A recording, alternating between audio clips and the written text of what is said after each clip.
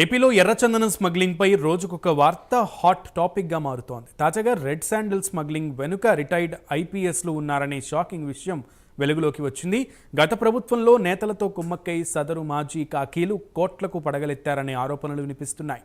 అయితే వైసీపీ ప్రభుత్వాన్ని ప్రజలు సాగనంపిన కొత్త ప్రభుత్వంలోనూ ఈ రిటైర్డ్ ఆఫీసర్స్ హవా తగ్గలేదనే ప్రచారం జరుగుతోంది.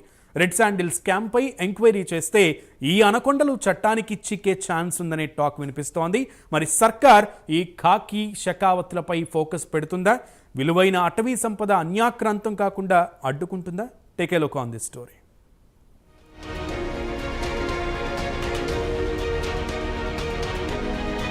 ఏపీలో రెడ్ శాండిల్ స్కామ్ పై రోజు రోజుకు హీట్ పెరుగుతోంది. అటవీ శాఖ మంత్రిగా బాధ్యతలు చేపట్టిన పవన్ ఎర్రచందనం దొంగలపై స్పెషల్ ఫోకస్ పెట్టారు. ఎర్రచందనం అక్రమ రవాణా వెనుకున్న పెద్ద తలకాయల్ని పట్టుకోవాలని ఆదేశాలు జారీ చేశారు. ఈ క్రమంలో ఈ స్కామ్ లో కొంతమంది రిటైర్డ్ ఐపీఎస్ల హస్తముందనే వాస్తవాలు వెలుగులోకొస్తున్నాయి. రెడ్ శాండిల్ ఇల్లీగల్ ట్రాన్స్పోర్ట్ వెనుక ఈ రిటైర్డ్ ఐపీఎస్ కీలకంగా పనిచేశారని టాక్ వినిపిస్తోంది. పాత పరిచయాలతో ఎర్రచందనాన్ని చెక్పోస్టు దాటించేశారనే ఆరోపణలు వెల్లువెత్తుతున్నాయి.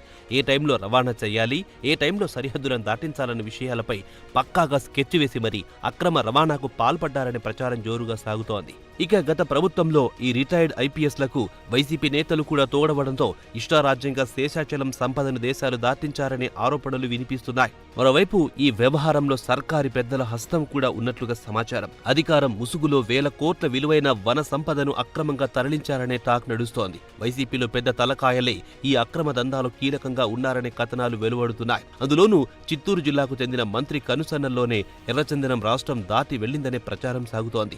మంత్రికి విశ్రాంతి ఐపీఎస్లు తోడవడంతో యథేచ్ఛగా రెడ్ శాండిల్ బోర్డర్స్ దాటిందనే ఆరోపణలు వెల్లువెత్తుతున్నాయి. గత ప్రభుత్వంలో నేతలందరూ కుమ్మకై సదరు మాజీ ఖాకీలు కోట్లకు పడగలెత్తారనే టాక్ వినిపిస్తోంది.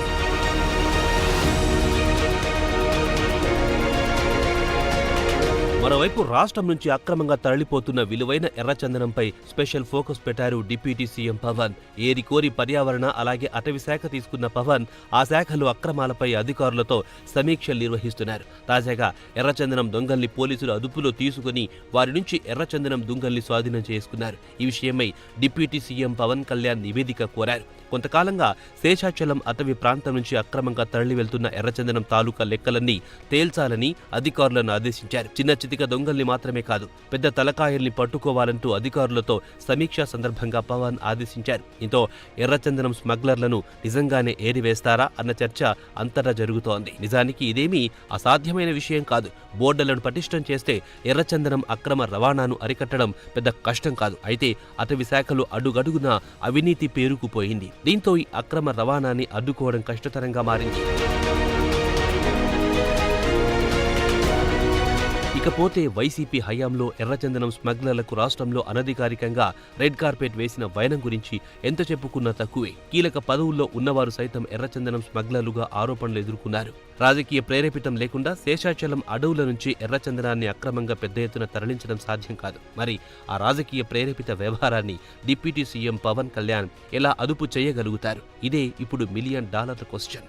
మరోవైపు కొత్త ప్రభుత్వం అధికారంలోకి వచ్చిన తర్వాత కూడా ఎర్రచందనం అక్రమ రవాణాని సదరు రిటైర్డ్ ఐపీఎస్లు ఆపడం లేదట. పైగా ప్రభుత్వ ఆదేశాలను సైతం బేఖాతరు చేస్తున్నారంట. మనల్నెవర్రా ఆపేది అంటూ తెగ రెచ్చిపోతున్నారంట. దీంతో ఈ వ్యవహారంలో కీలక పాత్ర పోషిస్తున్న ఈ విశ్రాంత ఐపీఎస్ల ఆట కట్టిస్తే కానీ ఎర్రచందనం స్మగ్లింగ్లను అరికట్టడం సాధ్యం కాదు. అందుకే ఈ రిటైర్డ్ ఐపీఎస్లు వారి ఆస్తుల గురించి ఆరా తీసి ఎంక్వైరీ చేస్తే వీళ్ళంతా చట్టానికి చిక్కే అవకాశం కనిపిస్తోంది. ఆ తర్వాత ఇందులో ఇన్వాల్వ్ అయిన రాజకీయ నేతల భాగోతం బయట పెట్టొచ్చు. మరి అటవీ శాఖ మంత్రిగా పవన్ ఎలాంటి నిర్ణయం తీసుకుంటారు?